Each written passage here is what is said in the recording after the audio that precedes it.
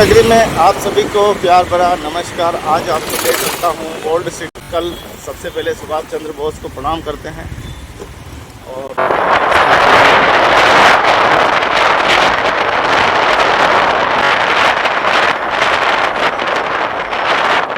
के बाद 125 साल पहले की कहानी थी कि चारों घड़ियाँ बनाई थी। वैसे ही लोग समझ गए थे कैसे अपने आप को सुरक्षित रखना है। वैसे ही ध्यान बनाया शुरू हो जाता है एक क्रम। चलिए ब्रह्मा फोर्ट से होते हुए अब हम चलते हैं और ये पूरा नज़ारा है। बालाजी को प्रणाम करते हैं। यहाँ अगर एक भी बड़ी गाड़ी आ गई तो इससे आगे नहीं निकले तो गड़बड़ हो जाएगा।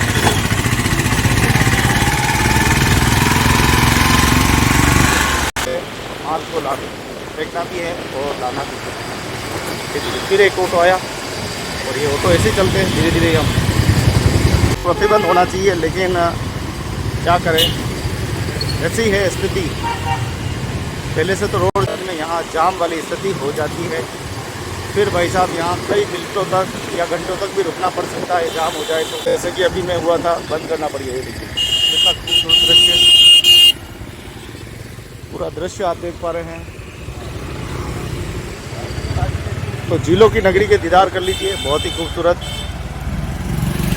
तो झील कुछ यहाँ के खूबसूरत दृश्य दिखाऊं, लेकिन दिक्कत यही है यहाँ पे कि यहाँ पे गाड़ियाँ देखिए, बड़ी बड़ी गाड़ियाँ लगा के चले जाते हैं। सब पूछो मत, इनसे अच्छे तो पैदल चलने वाला भी यहाँ आगे निकल जाएगा।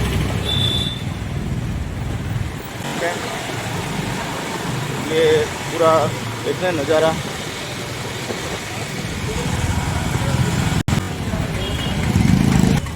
तो ये है जगदीश मंदिर, भगवान की जय हो, और साईं बाबा मंदिर।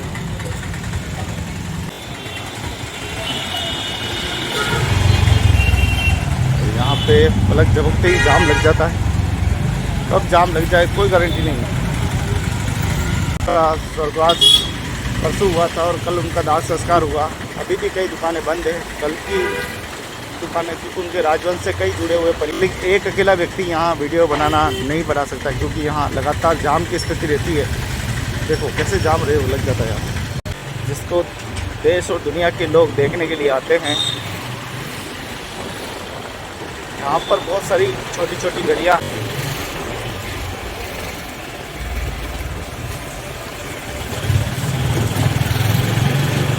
लिए, क्योंकि प्राचीन समय में इन गलियों को इसी तरह से बसाया गया था जिससे कि दुश्मन शत्रु आक्रमण न कर सके। इसीलिए इन गलियों को बिल्कुल जा सकते हैं।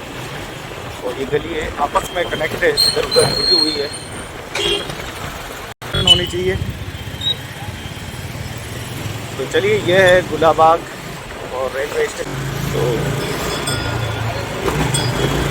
ऐसी है ये झीलों की नगरी उदयपुर, जिसकी प्राचीनतम संस्कृति, प्राचीनतम विरासत,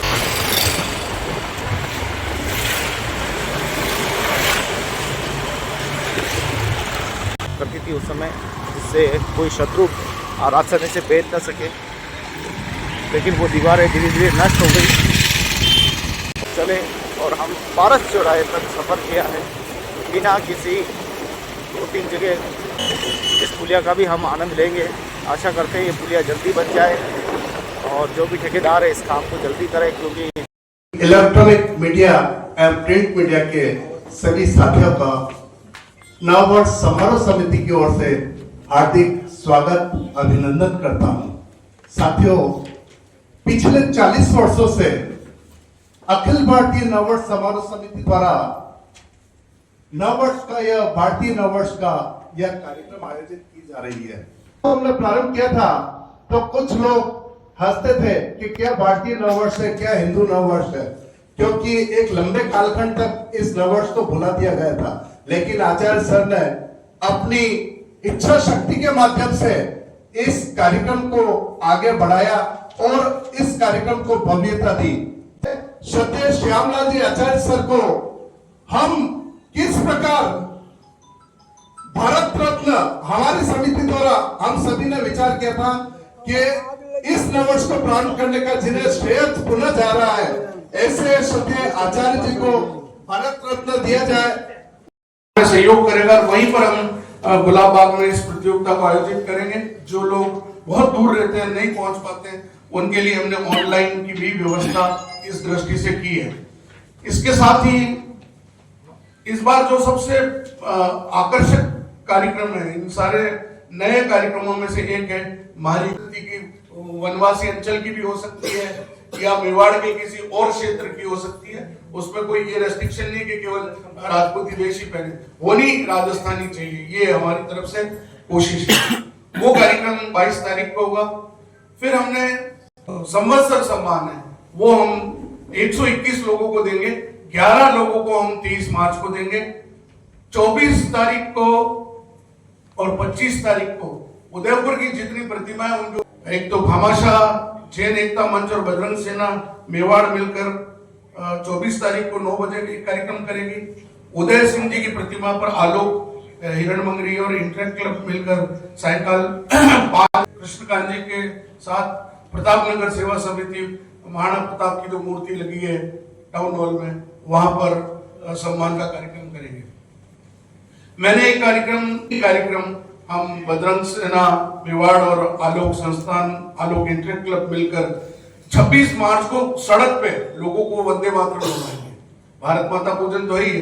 इस वर्ष में ये यहाँ इस मंच से घोषणा कर रहा हूँ, जो मैंने लिखा नहीं है, लेकिन मैं घोषणा कर रहा हूँ कि प्रतिवर्ष अब 7 नवंबर को अखिल भारतीय नववर्ष समारोह समिति पूरे देश में कोशिश रखा कि राजस्थान कयाकिंग एसोसिएशन वहाँ परशुबाड़ से अपनी कयाकिंग करते हुए आएंगे और चांदपोल की पुलिया और जोत सिंह की दैनिक पुलिया से हम पुष्प वर्षा करेंगे और फिर उसके बाद उदय शाम नदी पहुंचकर भव्य आरती में हम उसको परिवर्तित। तो ये एक परंपरा है मेवाड़ की, और ये मैं समझता हूँ भारतवर्ष में यदि कोई सबसे सम्मानित सर का जो कोई वेश है, माथे की कोई जो पाग है, वो पूरे वर्ष पर छोटे छोटे कार्यक्रम करेगी। और उसमें से एक बड़ा कार्यक्रम 7 नवंबर को वंदे मातरम दिवस के रूप में हम पूरे भारत में मनाने के लिए प्रयास करेंगे। ये हमारी जो एग्जीक्यूटिव कमेटी ने ये निर्णय लिया है, वो एक हर स्कूलों को बच्चों को बोल के और एक बड़ा आयोजन हम इस दिशा में करेंगे। झीलों की नगरी उदयपुर से बड़ी खबर निकल रही है, जहां बापू बाजार में आग लगी है। पूरी बिल्डिंग में धो कर पूरी बिल्डिंग जल रही है। एक हाईटेक मशीन यहां पर आ चुकी है। देखते हैं क्या ये आग पर है, और पूरे लोग यहां पर देख रहे हैं। और अभी तक बिल्डिंग से धुआं जो है वो निकलता हुआ दिखाई दे रहा है, यानी अभी और भी कहीं न कहीं कपड़े ऊपर है वो जल रहे हैं।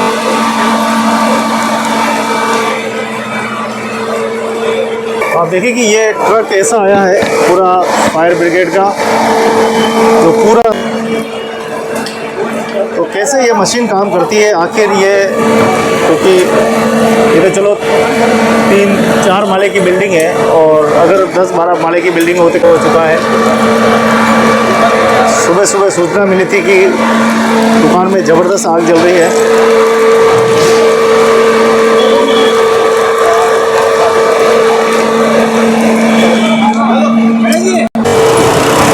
गाड़ी ऐसी फास्ट होनी चाहिए कि तुरंत मोर्चा संभाले, लेकिन अभी तक कोई मोर्चे की उम्मीद दिखाई नहीं दे रही है। तो मशीनों को एक्टिव, मशीनों का समय समय पर प्रशिक्षण होना काफ़ी लग रहा है, और लगातार तार को,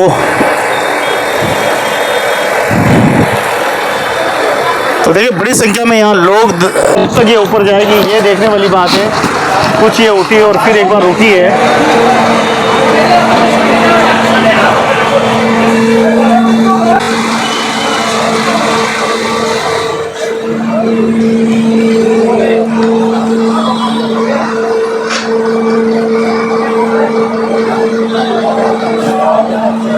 तक बुझाने में ये गाड़ी सक्षम है। उस समय मीटिंग में कहा गया था, देखते हैं आज ये क्या आज बुझा पाएगी। लगभग इसको 9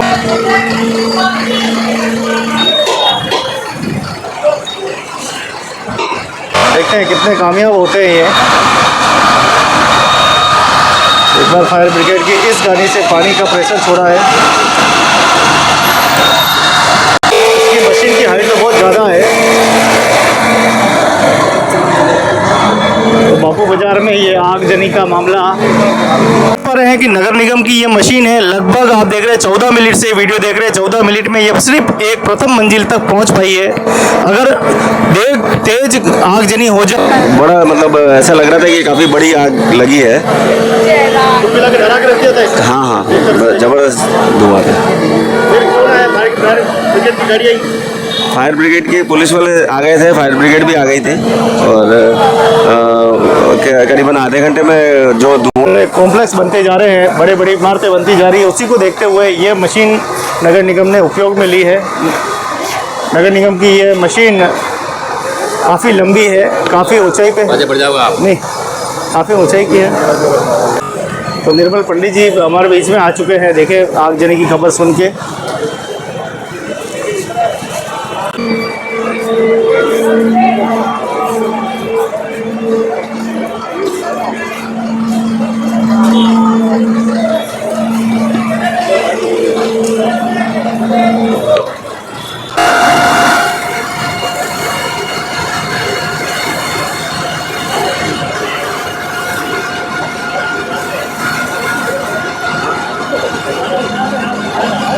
इंसिडेंट था। 4-5 गाड़ियाँ और मौके के लिए निकली। मेरे फायर अफसर है, असिस्टेंट फायर अफसर है, मैं खुद मुख्य अग्निशमन अधिकारी मौके पे हूँ और हम लोगों ने बिल्डिंग की हाइट को देखते हुए हमें लगा कि इस बिल्डिंग के अंदर सूचना मिली कि 2 से 3 आदमी अंदर ट्रैप हो रखे हैं। हमने रेस्क्यू टेंडर ब्रंटो इसका ही है जो हमारे पास में 60 मीटर की बिल्डिंग की तक को हम लोग फायर फाइटिंग और रेस्क्यू कर सकते हैं। इस गाड़ी को भी मौके पर बुलाया, जो कि आपके पीछे की साइड में आप देख रहे हैं, उसका भी मूवमेंट कंटिन्यू चालू है। प्रारंभिक रूप से जब हमने प्राथमिक दृष्टि से जो मौके पे जो मिले और जो बिल्डिंग के जो ऑनर मिले, उन्होंने बताया कि बिल्डिंग के अंदर कोई शॉर्ट सर्किट हुआ और शॉर्ट सर्किट की वजह से इलेक्ट्रिक के आइटम और वेल फर्निश्ड और वेल कर्टन के साथ में बिल्डिंग थी और वेल तो थोड़ा सा एक्सप्लोजिव टाइप का मटेरियल्स ज़्यादा था, जिसकी वजह से आग और ज़्यादा धधक गई। पास में कपड़े के शोरूम और डिफरेंस टाइप के बैग के और काफ़ी कंजेस्टेड एरिया है बापू बाजार, जो फायर लगी हुई है उसको हम एक्सटिंग्विश कर रहे हैं। चौथी माला पे उस टाइम जब आग लगी कोई लोग थे या लोग 3 जने थे, लेकिन फायर डिपार्टमेंट, कुछ यहाँ के जो सजग नागरिक है और पुलिस डिपार्टमेंट ने मिलके उन लोगों को रेस्क्यू कर लिया। किसी प्रकार की कोई जनहानि नहीं है और जो यहाँ के जो स्थानीय लोग और पुलिस प्रशासन का अच्छा सहयोग मिला फायर डिपार्टमेंट। दुर्घटना हो सकती है, टेक्निकल साधन बढ़िया है, सब कुछ है, तो थोड़ा सा अपने को वेल प्रिपेयर भी रहना चाहिए। ये तो सज्जन नागरिक हैं, हम उदयपुर की जनता दुख बांटने में सक्षम है, लोगों ने भी सहयोग किया और बाकी बहुत बड़ी धनहानि हो सकती थी, कई जने चपेट में आ सकते थे। पुलिस प्रशासन का सहयोग रहा हमारे को और फायर ब्रिगेड ने भी कुछ टाइम लगाया पर कंट्रोल पा लिया, भगवान का धन्यवाद सर। तो आप देख पा रहे हैं कि इस प्रकार से ऐसा लगा, क्योंकि 14 मिनट में इस मशीन ने ऊपर गए, 14 मिनट में तो सारा माल जल के खाक हो सकता है। तो आने वाले समय में ये बड़ी चुनौती नगर निगम के सामने है। तो इस मशीन का इस जलने जैसी चीज़ों को दूर रखें और प्लग को बंद करके जाएं, ताकि बिल्कुल आगजनी से बचा जा सके और बड़े नुकसान से बचा जा सके। हमारे देश मेवाड़ जिला परिषद हनुमानगढ़ एक्सपोजर विजिट उदयपुर राष्ट्रीय ग्राम राजस्व अभियान के तहत उदयपुर भ्रमण के लिए पूरी टीम आई हुई है। आइए चलते हैं, पधारो हमारे देश मेवाड़ के अंतर्गत, मिलते हैं क्या कुछ उदयपुर की सुंदरता देखने के लिए पधारे हैं। तो ये हमारे उस्ताद से और हम उदयपुर में अलग अलग जगहों में घूमेंगे। हम 3 दिन के लिए यहाँ पे विभिन्न चीज़ें देखेंगे, नवाचार देखेंगे, नरेगा में अन्य योजनाओं में क्या काम यहाँ पे अलग से करवाए जा रहे हैं। हमारे पूरी टीम, वार्ड पंच, सरपंच, डायरेक्टर सभी साथी आए और गांव में स्वच्छता के साथ साथ नए नवाचार को भी लागू करने का, यहाँ से सीख कर जाकर वहाँ लागू करने का। जो यहाँ यात्रा पे आए हैं, हम पूरा उदयपुर में भ्रमण करेंगे और जो यहाँ की स्थिति देखें गाँवों की, और वो हम जाके हमारे एरिया में लागू करने की कोशिश करेंगे। और हम